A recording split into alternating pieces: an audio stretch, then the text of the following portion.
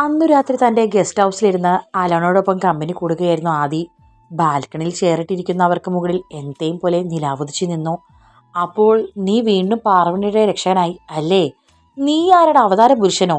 എപ്പോഴും അവളുടെ മുന്നിൽ ഇങ്ങനെ പ്രത്യക്ഷപ്പെടുന്നുണ്ടല്ലോ. വല്ല ദിവ്യഗർഭത്തിന് സ്കോപ്പുണ്ടോ? ദൈവമേ, അതൊരു പാവം കൊച്ച. അതിനെ നീ തന്നെ കാത്തോളണേ. ദേ അല്ലു, നീ എൻ്റെ കയ്യിൽ നിന്ന് വാങ്ങിച്ചു കൂട്ടുമേ. വായിൽ വന്നൊക്കെ വിളിച്ചു പറഞ്ഞിട്ട് തല്ല് വാങ്ങി പിന്നെ എൻ്റെ മുന്നിൽ കിടന്ന് മോങ്ങരുത്. ആദി അവന് നേരെ കൈ ചൂണ്ടി. ഓ, അത് ഞാൻ മറന്നുപോയി. തരുണിമണികൾ ഇങ്ങോട്ട് വന്നതിനെ സ്വീകരിച്ചാലും നാഥ എന്ന് പറഞ്ഞാലല്ലേ ഈ മനസ്സിളകൂ. നീ അങ്ങോട്ട് പോയി ചരിത്രമില്ലല്ലോ. ഒന്നും മിണ്ടാതിരിക്കടാ, നിനക്ക് എന്തിന് അസുഖമാ? ആദി മുഷ്ടി ചുരുട്ടി യോങ്ങിയതും അലൻ ചിരിച്ചുകൊണ്ട് ഒഴിഞ്ഞു മാറി. എടാ, ഞാൻ നിന്നെ ദേഷ്യം പിടിപ്പിക്കാൻ വേണ്ടി പറഞ്ഞതല്ല. നീ ഇങ്ങനെയൊക്കെ ചെയ്യുമ്പോൾ ആ പെൺകുറിച്ചിന് നിന്നോട് വല്ല പ്രേമവും തോന്നിയാൽ പണി പാളുമേ. നീ ഇതുവരെ കണ്ട പെണ്ണുങ്ങളെ പോലെയല്ല അവൾ. മാനം രക്ഷിക്കാൻ വേണ്ടി ആത്മഹത്യ വരെ ചെയ്യാൻ നോക്കിയവളാ. അവളോട് ഇടപഴകുമ്പോൾ ശ്രദ്ധിക്കണം. അവസാനം മതിരിച്ചിട്ട് തുപ്പാനും വയ്യ, കഴിച്ചിട്ട് ഇറക്കാനും വയ്യ എന്ന വിധത്തിൽ വല്ലാത്തൊരു കുരുക്കാവും ഇത്. ഒന്ന് പോ അല്ലു, നീ വെറുതെ ആവശ്യമില്ലാതൊന്നും ചിന്തിച്ചു കൂടണ്ട. ഞങ്ങൾക്കിടയിൽ അങ്ങനെയൊന്നുമില്ല. മേലിനും അങ്ങനെയാവാതെ ശ്രദ്ധിക്കാൻ എനിക്കറിയാം. അപ്പോഴാണ് ആദിയുടെ ഫോൺ ബെല്ലടിച്ചത്. അങ്കിളാണല്ലോ എന്ന ആത്മഗതത്തോടെ ആദി ഫോണെടുത്തു. ആ ആദി, നീ ഇതെവിടെയാ?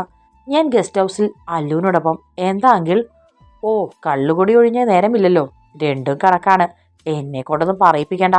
അങ്കിള് കാര്യം പറയും. ഈ പാതിരാത്രി ചീത്ത പറയാനാണോ വിളിച്ചത്? എടാ മോനെ, നീ വീട്ടിൽ പോയി നോക്ക്. എന്നെ കുറച്ചു മുൻപ് അവിടെ നിന്ന് കൊച്ചമ്മനി വിളിച്ചിട്ടുണ്ടായിരുന്നു.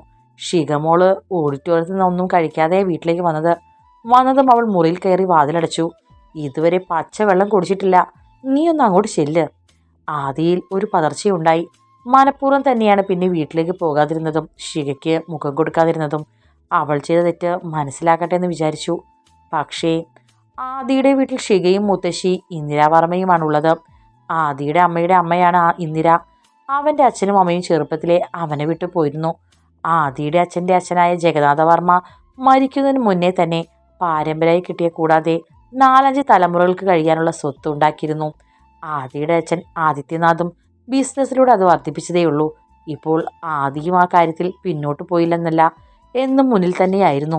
ആഡംബരം വിളിച്ചറിയിക്കുന്ന ആ 8 പുറത്ത് ആദിയുടെ കാർ വന്നു നിന്നതും കൊച്ചമണി വാതിൽക്കലേക്ക് വന്നു. ചെറുപ്രായത്തിൽ വിധവയായത് മുതൽ കൊച്ചമണി അവിടെയുണ്ട്. ആദിയും ഷികയും ചെറുപ്പത്തിൽ നോക്കി വളർത്തിയത് അവരാണ്. വേലക്കാർ കുറേയുണ്ടെങ്കിലും കൊച്ചമണിക്ക് അവിടെ ഒരു പ്രത്യേക സ്ഥാനമുണ്ട്. പൊന്നു എവിടെ അമ്മണിയമ്മേ? എൻ്റെ മോനെ, മോള് കുറേ നേരമായി മുറിയിൽ കയറി വാതിലടച്ചിട്ട് ഒന്നും കഴിക്കാൻ കൂടി ആ കുട്ടി കൂട്ടാകുന്നില്ല. ഞാൻ എത്ര വിളിച്ചെന്നോ? എനിക്ക് ശരിക്കും ഭയം തോന്നി. അതാ ഞാൻ വർമ്മ സാറിനെ വിളിച്ചു പറഞ്ഞത്.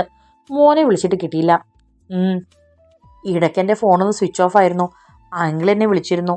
അമ്മണിയമ്മ പോയിക്കോളൂ, ഇത് ഞാൻ ഡീൽ ചെയ്തോളാം. അമ്മണിയമ്മ ആശ്വാസത്തോടെ അടുക്കളയിലേക്ക് പോയി.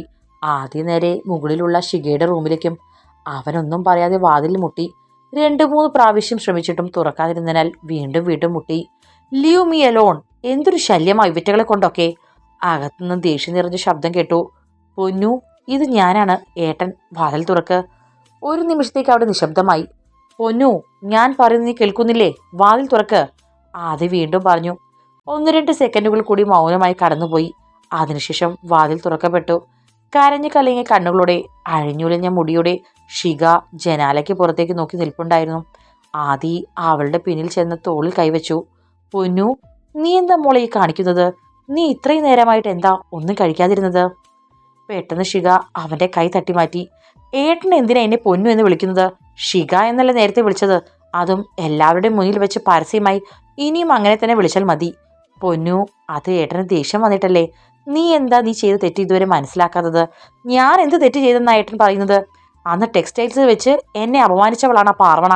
എന്നിട്ട് ഇന്ന് അവൾക്ക് വേണ്ടി ഏട്ടൻ എന്നെ വേദനിപ്പിച്ചു. ഇതിൽ നിന്നൊക്കെ ഞാൻ എന്താ മനസ്സിലാക്കേണ്ടത്? പൊന്നു, അതെല്ലാം നിന്റെ തെറ്റിദ്ധാരണയാണ്. നീ വിചാരിക്കുന്ന പോലെയുള്ളൊരു പെൺകുട്ടിയല്ല പാർവണ. ഒരു പാവമാണ്. ഒരുപാട് വേദനകൾ അനുഭവിക്കേണ്ടി വന്ന ഒരു പാവം പെണ്ണ്. നീ അവളെ മനസ്സിലാക്കണം. ഞാൻ എന്തിനാ അവളെ മനസ്സിലാക്കുന്നത്? അവൾ എൻ്റെ ആരാ? ഏട്ടൻ്റെ ആരാ? നമ്മുടെ ആരുമല്ലാത്ത ഒരുത്തിക്ക് വേണ്ടി ഏട്ടൻ എന്തിനാണ് എന്നോട് ഇങ്ങനെ തർക്കിക്കുന്നത്? ആദിക്ക് അസഹ്യത തോന്നി. ശരി, ഞാൻ ഇനി ഒന്നും പറയുന്നില്ല. പക്ഷേ നീ വന്ന് ഭക്ഷണം കഴിക്കുമെന്നോ? ഞാൻ പറയുന്നത് നിന്നെ വേദനിപ്പിച്ചെങ്കിൽ ഞാൻ നിന്നോട് സോറി പറയുന്നു. എന്താ, ഏട്ടൻ ഇനി നിന്റെ കാല് പിടിക്കണമെന്നാണെങ്കിൽ അതും ചെയ്യാം. എനിക്ക് നീ മാത്രമേ ഉള്ളൂ. നീ ഇങ്ങനെ തുടങ്ങിയാൽ ഞാൻ എന്ത് ചെയ്യും? ആദിയുടെ സ്വരമിടറി. ഏട്ടൻ സത്യം പറ, ശരിക്കും അവളോട് എന്താ ഏട്ടന്? എന്നേക്കാൾ ഇഷ്ടമാണോ ഏട്ടൻ അവളെ? ആദിക്ക് അതിശയം തോന്നി. നീ എന്താ പൊന്നൂസി പറയുന്നത്? നിന്നേക്കാൾ ഞാൻ പാർവണയെ ഇഷ്ടപ്പെടുന്നോ? നോ, നെവർ, ഒരിക്കലുമില്ല. നിന്നേക്കാൾ വലുതായി എനിക്ക് ഈ ലോകത്ത് ആരുമില്ല. നീ എന്താ മോളെ ഇങ്ങനെയൊക്കെ ചോദിക്കുന്നത്? അല്ല, ഇന്ന് ഏട്ടൻ എന്നെ പിന്തള്ളി അവൾക്ക് വേണ്ടി സംസാരിച്ചപ്പോൾ താൻ പറഞ്ഞു വന്ന വാചകം ശിഖ പൂർത്തിയാക്കിയില്ല. ആദി അവളുടെ ചുമലിൽ കൈവച്ചു. പൊന്നു, നിനക്ക് നിന്റെ ഏട്ടന്റെ സ്വഭാവം നന്നായിട്ട് അറിയാമല്ലോ. തെറ്റി കണ്ടാൽ അത് ആരായാലും ഞാൻ പ്രതികരിച്ചിരിക്കും. ഇന്ന് നിങ്ങൾ രണ്ടുപേരും കൂടി ആ പെൺകുട്ടി അപമാനിച്ചത് തെറ്റാണെന്ന് തന്നെ ഞാൻ വീണ്ടും പറയുന്നു. അവളുടെ മനസ്സ് എത്ര വേദനിച്ചിരിക്കും. ആദിശേഷന്റെ അനിയത്തി അറിഞ്ഞുകൊണ്ട് ആരോടും തെറ്റ് ചെയ്യരുത്.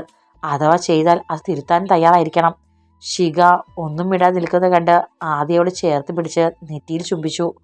മോളെ, വിഷമിപ്പിച്ചെങ്കിൽ സോറി. വന്ന് ഭക്ഷണം കഴിക്ക്. ഏട്ടന് നിന്നേക്കാൾ വലുതായി ഒന്നുമില്ല. അവര് സ്വരമിടറി. എൻ്റെ ഏട്ടൻ എന്നോട് സോറി ഒന്നും പറയണ്ട. അല്ലെങ്കിലും വല്ലവർക്കും വേണ്ടി ഏട്ടൻ എന്തിനാ എന്നോട് ഇങ്ങനെയൊക്കെ പറയുന്നത്? നീ പാർവണയെ തെറ്റിദ്ധരിച്ചതാ പൊന്നു. അവൾ നീ വിചാരിക്കുന്നത് പോലുള്ളൊരു കുട്ടിയല്ല. ഏട്ടാ, ഞാനൊരു കാര്യം ചോദിക്കട്ടെ? എപ്പോഴാണ് അനാമിക ചേച്ചിയുമായുള്ള മാരേജ് ഫിക്സ് ചെയ്യുന്നത്? ഞാൻ എത്ര നാളായി ഇതിനെക്കുറിച്ച് പറയുന്നു. ഏട്ടനതൊന്നും ശ്രദ്ധിക്കുന്ന കൂടിയില്ല. ആദ്യൊരു നിമിഷം നിശബ്ദനായി. തൽക്കാലം ഞാനൊരു മാരേജിനെ കുറിച്ച് ചിന്തിക്കുന്നില്ല പൊന്നു. എനിക്കത് വേണമെന്ന് തോന്നുമ്പോൾ ഞാൻ നിന്നോട് പറയാം. ഏട്ടാ, അത് നോക്കു പൊന്നു, എനിക്ക് വല്ലാതെ വിശക്കുന്നു. നീ എൻ്റെ കൂടെ വന്നേ. വരാൻ. അത് പറയാൻ അനുവദിക്കാതെ അവളെയും വലിച്ചുകൊണ്ട് ഊണുമുറിയിലേക്ക് പോയി അവൻ. ഭക്ഷണം കഴിക്കുമ്പോഴും ഷിഗയുടെ മനസ്സിൽ പാർവണയായിരുന്നു. അവൾ കാരണം തൻ്റെ ഏട്ടൻ തന്നോട് പറഞ്ഞ കടുത്ത വാക്കുകളായിരുന്നു. നീ എന്താ ചിന്തിക്കുന്നു പൊന്നു? ചോറും കുറുകറികളും കൂട്ടിക്കുഴച്ച് അവളുടെ വായിലേക്ക് വെച്ച് കൊടുക്കുമ്പോൾ അവൻ ചോദിച്ചു. ഇടയ്ക്ക് അവനും കഴിക്കുന്നുണ്ടായിരുന്നു. ഒന്നുമില്ല ഏട്ടാ, ഞാൻ പാർവണയോട് ചെയ്ത് തെറ്റായിപ്പോയി. ഞാൻ അവളോട് മാപ്പ് ചോദിക്കാം. അവൾ എന്നൊന്നും വിളിക്കരുത്. നിന്നേക്കാളും പ്രായമുണ്ട്. ചേച്ചി എന്ന് വിളിക്കണം. ആദി ഗൗരവത്തിൽ പറഞ്ഞു. ശരി ഏട്ടാ, നമുക്ക് പാർവണ ചേച്ചിയെ മുത്തശ്ശിയുടെ പിറന്നാളിന് ക്ഷണിച്ചാലോ? അടുത്ത ഞായറാഴ്ചയല്ലേ ഫംഗ്ഷൻ? പാർവണ വരുമെന്ന് എനിക്ക് തോന്നുന്നില്ല. ഇന്ന് അവൾ വല്ലാത്ത ഹേർട്ടായിട്ടാണ് തിരിച്ചു പോയത്. അതാണ് ഏട്ടാ ഞാൻ വിളിക്കണമെന്ന് നിർബന്ധം പിടിക്കുന്നത്. ആ മനസ്സ് ഞാൻ വേദനിപ്പിച്ചില്ലേ? എനിക്കിപ്പോൾ നല്ല കുറ്റബോധമുണ്ട്. ഏട്ടൻ ചേച്ചിയുടെ നമ്പർ തരൂ, ഞാൻ വിളിക്കാം. അവളുടെ നമ്പർ എൻ്റെ മൊബൈൽ സേവ് ചെയ്തിട്ടുണ്ട്. ശരി, ഞാൻ വിളിച്ചോളാം. ഊണ് കഴിഞ്ഞതും ഷിഖ ആദിയുടെ ഫോണിൽ പാർവണയുടെ നമ്പർ ഡയൽ ചെയ്തു. പാർവണ ആദിയെക്കുറിച്ചുള്ള ഓർമ്മകളിൽ ഉറങ്ങാതെ കിടക്കുകയായിരുന്നു. തൻ്റെ ഹൃദയത്തിൽ നിറഞ്ഞ അനുഭൂതികളുടെ അർത്ഥം എന്താണെന്ന് അവൾക്ക് തന്നെ മനസ്സിലാവുന്നുണ്ടായിരുന്നില്ല. അവളുടെ ഹൃദയത്തിൽ അവൻ മാത്രം നിറഞ്ഞു നിന്നു. എന്തു വേണം എൻ്റെ പാറക്കുട്ടിക്ക്? ആ ചോദ്യം, ആ കുസൃതി നിറഞ്ഞ ചിരി, എന്തൊക്കെയോ മധുര സ്വപ്നങ്ങളിൽ മനസ്സിലായുമ്പോഴാണ് ഫോൺ വന്നത്. ആദിയുടെ നമ്പർ കണ്ടതും അവളുടെ മനസ്സൊരു പട്ടം പോലെ പറന്നു പൊങ്ങി. സന്തോഷത്തിൻ്റെ അങ്ങേ അറ്റത്തെത്തി. എന്താണോ ഈ രാത്രിയിൽ? എന്തെങ്കിലും അത്യാവശ്യമില്ലാതെ അദ്ദേഹം വിളിക്കില്ലല്ലോ. അവൾ മനസ്സിൽ വിചാരിച്ചുകൊണ്ട് ഫോൺ എടുത്തു. Hello sir. ആ, പാർവണ ചേച്ചി. ഒരു പെൺകുട്ടിയുടെ ശബ്ദം കേട്ടതും അവൾ വല്ലാതെയായി. ആദിയാണ് പ്രതീക്ഷിച്ചത്. ഇതാരാണാവോ? പാർവണ ചേച്ചി, ഞാൻ ഷിഖയാണ്, ആദിശേഷന്റെ അനിയത്തി. പാർവണ നിശബ്ദയായി നിന്നു. ഇന്നത്തെ സംഭവം അവളുടെ മനസ്സിലെ വല്ലാതെ കീറി മുറിച്ചിരുന്നു. ചേച്ചിക്ക് എന്നോട് ദേഷ്യമാണെന്ന് എനിക്കറിയാം. ഞാൻ വളരെ മോശമായിട്ടാണ് ചേച്ചിയോട് ഇതുവരെ പെരുമാറിയത്. എന്നോട് ക്ഷമിക്കണം. എൻ്റെ ഏട്ടൻ പറഞ്ഞു തന്നപ്പോഴാണ് എനിക്ക് തെറ്റ് മനസ്സിലായത്. ചേച്ചി എന്താ ഒന്നും മിണ്ടാത്തത്? എന്നോടൊന്നും പറയാനില്ലേ? അതോ ഇപ്പോഴും എന്നോട് വെറുപ്പാണോ? പാർവണയുടെ കണ്ണുകൾ നിറഞ്ഞു. എനിക്ക് വെറുപ്പൊന്നുമില്ല ഷിഖ. ആരോടും പിണക്കവുമില്ല. ചെയ്യാത്ത തെറ്റിന് അത്രയും ആൾക്കൂട്ടത്തിന് നടുവിൽ അപമാനിക്കപ്പെട്ടപ്പോൾ ഒരു വിഷമം തോന്നി, അത്രയേ ഉള്ളൂ. എന്തായാലും ക്ഷമ പറയാൻ മനസ്സ് കാണിച്ചല്ലോ, സന്തോഷം. ഇനി അതൊന്നും ഓർക്കേണ്ട ചേച്ചി. ഇനി നമ്മൾ ഫ്രണ്ട്സാണ് അല്ലേ? പാർവണ നിശബ്ദയായി നിന്നു. അവൾക്ക് ഷിഖ എനിക്ക് സംസാരിക്കുന്നതിൽ അത്ഭുതം തോന്നുന്നുണ്ടായിരുന്നു. ചിലപ്പോൾ ആദി സാറിന്റെ നിർബന്ധം കൊണ്ടാവാം. ചേച്ചി, അടുത്ത ഞായറാഴ്ച എൻ്റെ മുത്തശ്ശിയുടെ പിറന്നാളാണ്. ചേച്ചി എന്തായാലും വരണം. ഏട്ടൻ്റെ അറിവോട് കൂടിയാണ് ഞാൻ വിളിക്കുന്നത്. അയ്യോ, ഞാൻ വരില്ല ഷിഖ. ഞാൻ പറഞ്ഞില്ലേ, എനിക്ക് വലിയ വലിയ പരിപാടികളൊന്നും വന്ന് ശീലമില്ല. അതെല്ലാവർക്കും ഒരു ബുദ്ധിമുട്ടാവും. എനിക്കും. ചേച്ചി അങ്ങനെ പറയരുത്. ഞാൻ ചേച്ചിയെ വിളിച്ച് ക്ഷമ പറഞ്ഞതാണ്. ക്ഷമ ചോദിച്ച ഒരാളോട് വൈരാഗ്യം വെച്ചുകൊണ്ടിരിക്കുന്നത് ശരിയല്ല. ഇത് വൈരാഗ്യമൊന്നുമല്ല ഷിഖ. ഞാൻ എൻ്റെ അവസ്ഥയാണ് പറഞ്ഞത്. ചേച്ചി ഇത് വൈരാഗ്യമല്ലെങ്കിൽ പിന്നെ എന്താ ചേച്ചി? ഏട്ടൻ പറഞ്ഞത് ചേച്ചി ഏട്ടൻ്റെ നല്ല ഫ്രണ്ടാണെന്നാണ്. ആ ഫ്രണ്ട്ഷിപ്പിന് കുറച്ചെങ്കിലും വില കൊടുക്കുന്നുണ്ടെങ്കിൽ ചേച്ചി തീർച്ചയായും വരണം. മാത്രമല്ല, ഞാൻ ചേച്ചിയേക്കാൾ കുറച്ച് ഇളയതുമാണ്. അറിവില്ലായ്മ കൊണ്ട് ചെയ്ത തെറ്റ് ഇനിയും മനസ്സിൽ വെച്ചുകൊണ്ട് ഇരിക്കരുത്. പാർവണയ്ക്ക് ഒന്നും പറയാനില്ലാതെയായി. ഞാൻ ഫോൺ ഏട്ടൻ്റെ കയ്യിൽ കൊടുക്കാം. പാർവണ, ഇവൾ അത്രയും ആഗ്രഹിച്ച് വിളിച്ചതല്ലേ. ഇനി താൻ വന്നില്ലെങ്കിൽ എൻ്റെ പൊന്നുവിന് അത് വലിയ സങ്കടമാകും. അവൾക്ക് വിഷമമായി എനിക്കത് സഹിക്കാൻ പറ്റില്ല. മാത്രമല്ല, താൻ വരണമെന്ന് എനിക്ക് നല്ല ആഗ്രഹമുണ്ട്. എന്താ, വരില്ലേ? വരാം സാർ. അവൾക്ക് ആദിയോട് മറുത്തു പറയാൻ കഴിഞ്ഞില്ല. ആദി ഗുഡ് നൈറ്റ് പറഞ്ഞ് ഫോൺ വെച്ചിട്ടും അവൾക്കെന്തോ വല്ലാതെ ടെൻഷൻ തോന്നി. ഷിക അതേ സമയത്ത് തൻ്റെ മുറിയിൽ കയറി വാതിലടച്ചു. തൻ്റെ മൊബൈലിൽ അനാമികയുടെ നമ്പർ ഡയൽ ചെയ്തു. അനാമിക അവൾ വിളിക്കാൻ കാത്തിരുന്ന പോലെ ഫോൺ എടുത്തു. 2-3 ദിവസമായി പാർവണ ഒരു ജോലിക്ക് വേണ്ടിയുള്ള അന്വേഷണത്തിലായിരുന്നു. കിട്ടിയതൊന്നും ശരിയായില്ല. ഒടുവിൽ ടൗണിലെ ചെറിയൊരു ഓഫീസിൽ ടൈപ്പിസ്റ്റിന്റെ വേക്കൻസി ഉണ്ടെന്ന് അറിഞ്ഞു. ബുധനാഴ്ച രാവിലെ തന്നെ അവൾ പോയി ഇന്റർവ്യൂ അറ്റൻഡ് ചെയ്ത് മടങ്ങി വരുമ്പോഴാണ് ഫോൺ ശബ്ദിച്ചത്. നമ്പർ കണ്ടതും അവളുടെ ഹൃദയം കുതിച്ചു ചാടി. ആദി സാർ. മനസ്സിനെ അടക്കി നിർത്തി ഫോൺ എടുത്തു. ഹലോ പാർവണ, താനിത് എവിടെയാണ്? ഞാനൊരു ഇന്റർവ്യൂ അറ്റൻഡ് ചെയ്യാൻ പോയതാണ്. ഇപ്പോൾ വീട്ടിലെത്താറായി. എന്ത് ഇന്റർവ്യൂ? താനൊന്നും പറഞ്ഞില്ലല്ലോ. അങ്ങനെ പറയാൻ മാത്രം ഒന്നുമില്ല സാർ. ടൗണിലെ ഒരു ഓഫീസിൽ ടൈപ്പിസ്റ്റിന്റെ ഇന്റർവ്യൂ ആണ്. എന്നിട്ട് എന്തായി? ശരിയായോ? ഇന്റർവ്യൂ കുഴപ്പമില്ലായിരുന്നു. അവർ വിവരം അറിയിക്കുമെന്ന് പറഞ്ഞിട്ടുണ്ട്. താനിപ്പോൾ എവിടെയാ നിൽക്കുന്നത്? ടൗണിലാണോ? ഇല്ല സാർ, ഞാൻ വീട്ടിലെത്താറായി. പടിപ്പുര കടക്കാൻ പോകുന്നു. ആണോ? എന്നാൽ അവിടെ തന്നെ നിൽക്ക്, ഞാൻ വരുന്നുണ്ട്. സത്യമായിട്ടും വരുന്നുണ്ടോ? അവൾ അത്ഭുതമടക്കാനാവാതെ ചോദിച്ചുപോയി. ഉണ്ടെന്നേ, ഒരു 5 മിനിറ്റ് താൻ അവിടെ നിൽക്ക്, ആദി പറഞ്ഞു. അവൾ പിടയ്ക്കുന്ന ഹൃദയത്തോടെ അവനെ കാത്തുനിന്നു. പറഞ്ഞതുപോലെ 5 മിനിറ്റ് കഴിഞ്ഞപ്പോൾ അവൻ കാറിൽ വന്നിറങ്ങുകയും ചെയ്തു. Navy blue denim double pocket full sleeve ഷർട്ടിലും ലൈറ്റ് ബ്ലൂ ജീൻസിലും അവനൊരു രാജകുമാരനെ പോലെ സുന്ദരനായിരുന്നു. പാർവണ അവനെ കണ്ണിമ വെട്ടാതെ നോക്കി നിന്നു പോയി. ഹലോ മാഡം, എന്താ ഇങ്ങനെ നോക്കുന്നത്? അവൻ അവളുടെ മുഖത്തിന് നേരെ കൈ കാണിച്ചപ്പോൾ അവൾ ഞെട്ടിപ്പോയി. അത് ഞാനെന്തോ ആലോചിച്ച് അവൾ ചെറിയൊരു ചമ്മലോടെ പറയാൻ ശ്രമിച്ചു. ആരെക്കുറിച്ചാണ് അന്തർജനം ഇങ്ങനെ കാര്യമായി ആലോചിക്കുന്നത്? ആദി ചിരിച്ചുകൊണ്ട് ചോദിച്ചു. അവന്റെ മുഖത്തേക്ക് നോക്കാനാവാതെ അവൾ കണ്ണുകൾ താഴ്ത്തി. ഞാൻ വന്നത് എന്തിനാണെന്ന് അറിയണ്ടേ തനിക്ക്? ഒരു ഗിഫ്റ്റ് തരാനാണ്. ഗിഫ്റ്റോ? അവൾ അമ്പരന്നു. അവൻ കാറിന്റെ ഡോർ തുറന്ന് സീറ്റിൽ വെച്ചിരുന്ന 5-6 കവറുകൾ എടുത്തു അവൾക്ക് നേരെ നീട്ടി. ദാ പാർവണ, ഇത് കുറച്ച് ഡ്രസ്സുകളാണ്. ഇത് ഞാൻ നിനക്ക് വേണ്ടി എൻ്റെ ഇഷ്ടത്തിന് സെലക്ട് ചെയ്തതാണ്. കുറച്ച് സാരികളും ലെഹങ്കകളും ചുരിദാറുകളും ഒക്കെയുണ്ട്. ഇതിൽ നിന്ന് നിനക്ക് ഇഷ്ടമുള്ളത് ഇട്ടിട്ട് വേണം അന്നത്തെ ഫംഗ്ഷന് വരാൻ. അവനത് പറഞ്ഞപ്പോൾ അവൾക്ക് വലിയ ബുദ്ധിമുട്ട് തോന്നി. പറഞ്ഞറിയിക്കാനാവാത്തൊരു സങ്കടം. അവളത് വാങ്ങാതെ നിൽക്കുന്ന കണ്ട് അവൻ ചോദ്യഭാവത്തിൽ നോക്കി. എനിക്കിത് വേണ്ട sir. Why why did you behave like this Parvana? ഒരു ഗിഫ്റ്റ് തരുമ്പോൾ ഇങ്ങനെയാണോ പറയേണ്ടത്? അവന്റെ മുഖത്ത് ദേഷ്യം നിറഞ്ഞു. എന്തുകൊണ്ടാണ് സാർ എനിക്ക് ഗിഫ്റ്റ് തന്നത്? സാറിന്റെ വീട്ടിലൊരു ഫംഗ്ഷൻ നടക്കുന്നു. അതിന് സാർ എന്നെ വിളിച്ചത് എനിക്ക് മനസ്സിലാകും. പക്ഷേ എൻ്റെ ഡ്രസ്സിങ് രീതിയും പെരുമാറ്റവുമെല്ലാം നിങ്ങളുടെയൊക്കെ സ്റ്റാറ്റസിന് പറ്റില്ല എന്ന് വിചാരിച്ചത് കൊണ്ടല്ലേ ഈ ഡ്രസ്സൊക്കെ കൊണ്ടുവന്നത്? എന്നെ അങ്ങനെ മാറ്റി ആ ഫംഗ്ഷനിൽ പ്രദർശിപ്പിച്ചിട്ട് ആർക്ക് എന്ത് കിട്ടാനാണ് സാർ? ഞാനൊരിക്കലും ഞാനല്ലാതെ ആകില്ലല്ലോ. ഞാൻ അഹങ്കാരം പറയുകയല്ല. പക്ഷേ എനിക്കിതൊന്നും വേണ്ട സാർ. മാത്രമല്ല, ആ ഫംഗ്ഷന് വരണമെന്ന് എനിക്ക് ആഗ്രഹമില്ല. ഞാൻ നിങ്ങളുടെ സ്റ്റാറ്റസിന് ചേരില്ല. പാർവണയ്ക്ക് ഏതൊക്കെയോ ഓർമ്മകളിൽ കണ്ണു നിറഞ്ഞു. അവളുടെ വാക്കുകൾ കേട്ട് ആദ്യം അവൻ അമ്പരപ്പ് നിറഞ്ഞു. പക്ഷേ പിന്നെ ഞൊടിയിടയിൽ ആ മുഖം ദേഷ്യത്താൽ ചുവന്നു തൊടുത്തു. ആദ്യം പെട്ടെന്ന് കവറുകൾ രണ്ടും കാറിന് മുകളിലേക്ക് വെച്ച് കൈകൾ രണ്ടും നെഞ്ചിൽ പിണച്ച് ബോണറ്റിൽ ചാരി നിന്നു. പാർവണ മേഡം എന്താണ് ഉദ്ദേശിച്ചത്? അവൻ പരിഹാസത്തോട് ചോദിച്ചു. എൻ്റെ ഇഷ്ടത്തിന് ഞാൻ മാഡത്തെ മാറാൻ ശ്രമിച്ചെന്നോ? എന്തിന്? ഞാൻ എന്തിനാണ് അങ്ങനെ ചെയ്യുന്നത്? അതിന് പാർവണ എൻ്റെ ആരാണ്? ഭാര്യയാണോ? കാമുകിയാണോ? എന്തെങ്കിലും ഒരു ബന്ധം നമ്മൾ തമ്മിലുണ്ടോ? അവൻ്റെ ചോദ്യത്തിൽ പാർവണ വല്ലാതെയായി. അവൻ കണ്ണെടുക്കാതെ അവളെ തന്നെ നോക്കി. പിന്നെ ആ ഡ്രസ്സ്, അത് ഞാനൊരു ഫ്രണ്ട്ഷിപ്പിനെ പുറത്ത് വാങ്ങിച്ചതാണ്. നമ്മൾ തമ്മിലൊരു ഫ്രണ്ട്ഷിപ്പ് ഉണ്ടെന്ന് ഞാൻ വിചാരിച്ചിരുന്നു. ഇല്ലെന്ന് പാർവണ പറഞ്ഞപ്പോഴാണ് മനസ്സിലായത്. സാർ, അവളെന്തോ പറയാൻ ശ്രമിച്ചത് ശ്രദ്ധിക്കാതെ അവൻ തുടർന്നു. ഞാൻ ഒരാളുടെയും വ്യക്തിപരമായ കാര്യങ്ങളിൽ ഇടപെടാറില്ല. അങ്ങനെ എൻ്റെ ഇഷ്ടത്തിന് ഡ്രസ്സ് എടുക്കാനാണെങ്കിൽ ഞാൻ വല്ല ജീൻസും ടോപ്പും ഒക്കെ എടുത്തുകൊണ്ട് വന്നേനെ. ഇതിപ്പോൾ സാരിയും ചുരിദാറും ഒക്കെയാണ്. കാരണം പാർവണയെ പലപ്പോഴും ഇത്തരം ഡ്രസ്സുകളാണ് ഞാൻ കണ്ടിട്ടുള്ളത്. പിന്നെ സ്റ്റാറ്റസ്. പാർവണ വിചാരിക്കുന്നത് പോലെ പണവും പദവിയും വെച്ച് ഞാൻ ആളുകളെ തരംതിരിച്ച് കാണാറില്ല. അതുകൊണ്ട് തന്നെ ഇയാൾക്ക് സ്റ്റാറ്റസ് പോരെന്നും എനിക്ക് തോന്നിയിട്ടില്ല. Anyway, I am sorry. പാർവണയ്ക്ക് താല്പര്യമില്ലെങ്കിൽ നമുക്ക് ഈ ഫ്രണ്ട്ഷിപ്പും ഇവിടെ അവസാനിപ്പിച്ചേക്കാം. ഇനി നമ്മൾ തമ്മിൽ ഒരു കണ്ടുമുട്ടൽ ഉണ്ടാകാതിരിക്കാൻ ഞാൻ ശ്രമിക്കാം. അറിഞ്ഞുകൊണ്ട് ഞാൻ ഇനി ഇയാളെ അന്വേഷിച്ച് വരില്ല. By for ever. പാർവണയ്ക്ക് പെട്ടെന്ന് സങ്കടം വന്നു. അത്രമേൽ ഇഷ്ടമുള്ള ഒരാൾ പറയുന്നു ബന്ധം അവസാനിപ്പിച്ചേക്കാമെന്ന്. അദ്ദേഹത്തിന് ഇത് വെറുമൊരു ഫ്രണ്ട്ഷിപ്പ് മാത്രമാണ്. പക്ഷേ തനിക്കോ? സാർ, ഞാൻ പറയുന്നതൊന്ന്. അവൾ എന്തോ പറയാൻ തുടങ്ങിയെങ്കിലും ആദ്യം ശ്രദ്ധിക്കാതെ ആ കവറുകളെടുത്ത് കാറിൻ്റെ ഉള്ളിലേക്ക് ഇട്ടു. പിന്നെ ഒരു കുതിപ്പിന് വണ്ടിയെടുത്ത് പാഞ്ഞുപോയി. അവനെ തന്നെ നോക്കിയിരുന്ന അവളുടെ കണ്ണുകളിൽ നിന്ന് ഒരു നീർത്തുള്ളി ചിതറി വീണു. ആദ്യം പിന്നെ പാർവണയെക്കുറിച്ച് ചിന്തിക്കാൻ ശ്രമിച്ചതേയില്ല. എങ്കിലും നിറഞ്ഞ 2 കണ്ണുകൾ എപ്പോഴൊക്കെയോ അവൻ്റെ ഉറക്കം കെടുത്തുണ്ടായിരുന്നു. അവളുടെ മുഖം മനസ്സിലേക്ക് വന്നപ്പോഴെല്ലാം അവൻ മനഃപൂർവ്വം അവോയ്ഡ് ചെയ്തു. ബിസിനസ് പരമായും കുടുംബപരമായും ഒരുപാട് തിരക്കുള്ള ആദിക്ക് അത് കുറേയൊക്കെ എളുപ്പമായിരുന്നു.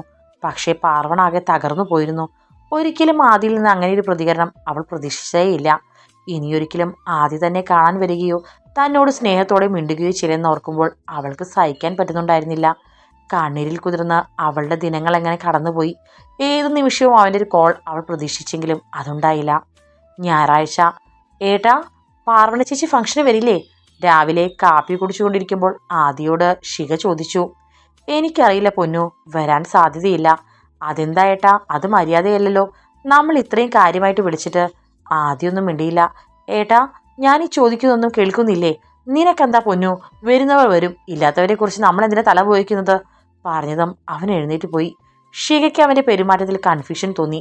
പക്ഷേ അവൾ അതിനെക്കുറിച്ചൊന്നും ആലോചിച്ച് തല പോയിക്കാൻ നിൽക്കാതെ നേരെ പാർവണയെ വിളിച്ചു. ആദിയുടെ ഫോണിൽ തൻ്റെ ഫോണിലേക്ക് അവൾ ആ നമ്പർ അന്ന് തന്നെ ഫോർവേഡ് ചെയ്തിരുന്നു. പാർവണ തൻ്റെ അലക്കി ഉണക്കിയ സാരികളെടുത്ത് അലമാരയിൽ വെക്കുകയായിരുന്നു. അപ്പോഴാണ് കോൾ വന്നത്. പരിചയമില്ലാത്തൊരു നമ്പർ. ഹലോ, ആരാ?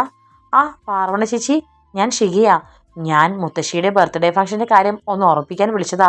മറക്കല്ലേ, ഇന്ന് വൈകുന്നേരം ചേച്ചി ഉറപ്പായിട്ടും വരണം. സോറി, എനിക്ക് വരാൻ കഴിയില്ല ഷിഖ, ഞാൻ വരുന്നില്ല. പാർവണ മടിച്ചു പറഞ്ഞു. അതെന്താ ചേച്ചി അങ്ങനെ പറയുന്നത്? അന്ന് വിളിച്ചപ്പോൾ എന്നോട് വരാമെന്നല്ലേ ചേച്ചി പറഞ്ഞത്? ഷിഖയുടെ ശബ്ദം മാറി. അത് ഞാൻ വരാൻ പറ്റിയൊരു സിറ്റുവേഷൻ അല്ല ഷിഖ, അതുകൊണ്ട്. ഓ, എനിക്കിപ്പോൾ മനസ്സിലായി. ചേച്ചിക്ക് ഇപ്പോഴും എന്നോട് പഴയ സംഭവങ്ങളിലുള്ള ദേഷ്യം പോയിട്ടില്ല അല്ലേ? ഞാനത് അറിവില്ലായ്മ കൊണ്ട് ചെയ്തതാണെന്ന് ചേച്ചിയോട് പറഞ്ഞില്ലേ? ഇത്രയും ഞാൻ മാപ്പ് പറഞ്ഞിട്ടും ചേച്ചി എന്നോട് ക്ഷമിക്കാൻ തയ്യാറല്ല അല്ലേ? അയ്യോ ഷിഖ, അതുകൊണ്ടൊന്നുമല്ല. ഞാൻ പറഞ്ഞില്ലേ, എനിക്ക് വരാൻ കഴിയാത്തൊരു സിറ്റുവേഷൻ. ചേച്ചി ഉറപ്പായിട്ടും വരണം, അല്ലെങ്കിൽ എനിക്കതൊരു തീരാത്ത വിഷമമായിരിക്കും. പ്ലീസ് ചേച്ചി, പ്ലീസ്. ചേച്ചി വരാമെന്ന് പറയാതെ ഞാൻ ഫോൺ വെക്കില്ല. പാർവണയ്ക്ക് എന്ത് പറയണമെന്ന് അറിയാതെയായി. ഷിഖ വീണ്ടും നിർബന്ധിച്ചു കൊണ്ടിരുന്നു. ഞാൻ വരാം. ഓക്കെ ചേച്ചി, താങ്ക് യു. എനിക്കറിയാം ചേച്ചി വരാതിരിക്കില്ലെന്ന്. Thank you so much. Shikha phone വെച്ചിട്ട് ഏറെ നേരത്തിന് ശേഷം പാർവണ വിഷമിച്ചിരുന്നു. എങ്ങനെയാണ് പോവുക? അദ്ദേഹത്തെ എങ്ങനെ ഫേസ് ചെയ്യും? എല്ലാ ബന്ധങ്ങളും തീർന്നെന്ന് പറഞ്ഞ ഒരാളിൻ്റെ മുന്നിൽ അയാളുടെ വീട്ടിൽ എങ്ങനെ ചെന്ന് നിൽക്കും? മാത്രമല്ല, അവിടെ ചെന്നാൽ ആകെ ഒറ്റപ്പെട്ടതുപോലെ ആയിരിക്കും. ശരിയാണ്, ഷിഖയാണ് തന്നെ ക്ഷണിച്ചത്. എങ്കിൽ പോലും തനിക്ക് അവിടെ ആരെയും പരിചയമില്ല. പക്ഷേ പോയില്ലെങ്കിൽ ഷിഖ എന്ത് കരുതും? ആ കുട്ടിയോടുള്ള ദേഷ്യം കൊണ്ടാണെന്ന് വിചാരിക്കില്ലേ? ഇത്രയായിട്ടും കാര്യമായിട്ട് വിളിച്ചിട്ട്. എന്ത് ചെയ്യണമെന്നറിയാതെ പാർവണ അങ്ങനെ ഇരുന്നു പോയി. വെയിൽ മങ്ങി സായാഹ്നം കടന്നു വന്നു. അവൾ അപ്പോഴും ഒരു തീരുമാനത്തിലെത്താനാവാതെ വിഷമിക്കുകയായിരുന്നു. ഷിഖയുടെ മുഖം ഓർത്തപ്പോൾ അവസാനം അവൾ പോകാമെന്ന് തീരുമാനിച്ചു. പിന്നെ അവളെ വലച്ചത് ഏത് ഡ്രസ്സ് ധരിക്കുമെന്ന കാര്യമാണ്. ഗ്രാൻഡ് പാർട്ടി ആയിരിക്കും, ഒരുപാട് ആളുകൾ വരുന്ന ഫംഗ്ഷൻ. ഇത്തരമൊരു പരിപാടിയിൽ പങ്കെടുക്കാൻ ഡ്രസ്സൊന്നും തൻ്റെ പക്കലില്ല. അവസാനം അവൾ നീലയിൽ ചെറിയ കസവുള്ള ഒരു സിമ്പിൾ പട്ടുസാരി തിരഞ്ഞെടുത്തു. വലിയ ആഡംബരങ്ങളില്ലെങ്കിലും ഭംഗിയുള്ള സാരിയായിരുന്നു അത്. അവളുടെ വെളുത്ത ശരീരത്തോട് ഇണങ്ങിച്ചേർന്ന് കിടന്നു. ഐലൈനർ ഉപയോഗിച്ച് കണ്ണെഴുതി പൊട്ടുകുത്തിയതിനു ശേഷം മുടി അഴിച്ചിട്ടു. തൊടിയിൽ നിന്നും മുല്ലപ്പൂക്കൾ പറിച്ച് കോർത്ത് വെച്ചിരിക്കുന്നത് മുടിക്കെട്ടിലേക്ക് തിരികെ വെച്ചു. കഴുത്തിൽ ചുവന്ന കല്ലുകളും മുത്തുകളുമുള്ള ഇമിറ്റേഷൻ്റെ ഒരു സിമ്പിൾ നെക്ലേസ് ധരിച്ചു. അതിന് തന്നെ ഒരു ജോഡി ചെറിയ കമ്മലും തൂക്കവും ഉണ്ടായിരുന്നത് കാതിലണിഞ്ഞു. കുറേ നാൾ മുന്നേ ഒരു കല്യാണത്തിന് കൂടാൻ വാങ്ങിയതാണ്.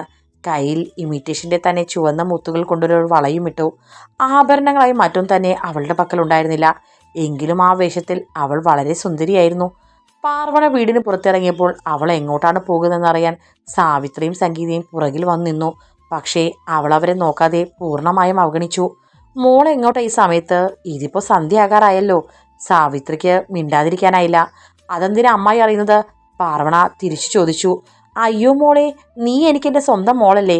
നീ ഈ സമയത്ത് എവിടെ പോകുന്നു എന്നുള്ളൊരു ആദി കൊണ്ട് ചോദിച്ചതാ. ഓ, അതുകൊണ്ടായിരിക്കുമല്ലേ നിങ്ങൾ എന്നെ ആ വൃത്തികെട്ട ശരവണനെ വിൽക്കാൻ നോക്കിയത്? സാവിത്രിയുടെ മുഖം വിളറിപ്പോയി. പാർവണ അവരെ വകയ്ക്കാതെ മുറ്റത്തേക്ക് ഇറങ്ങി. അവളുടെ പോക്ക് കണ്ടില്ല അമ്മേ. അവളുടെ മറ്റവനെ കാണാൻ പോകുന്നതായിരിക്കും. അവളുടെയൊക്കെ ഒരു യോഗം. സംഗീത പിറുപിറുത്തു. ശരിയാ, അല്ലെങ്കിൽ പിന്നെ ഒരുങ്ങിക്കെട്ടി എവിടെ പോകുവാണ് അവള്? ആ, നമ്മുടെ അവസ്ഥ ഇതായി പോയില്ലേ. അല്ലെങ്കിൽ കാണിച്ചു കൊടുക്കാമായിരുന്നു. സാവിത്രി രോഷത്തോടെ പല്ല് കടിച്ചു.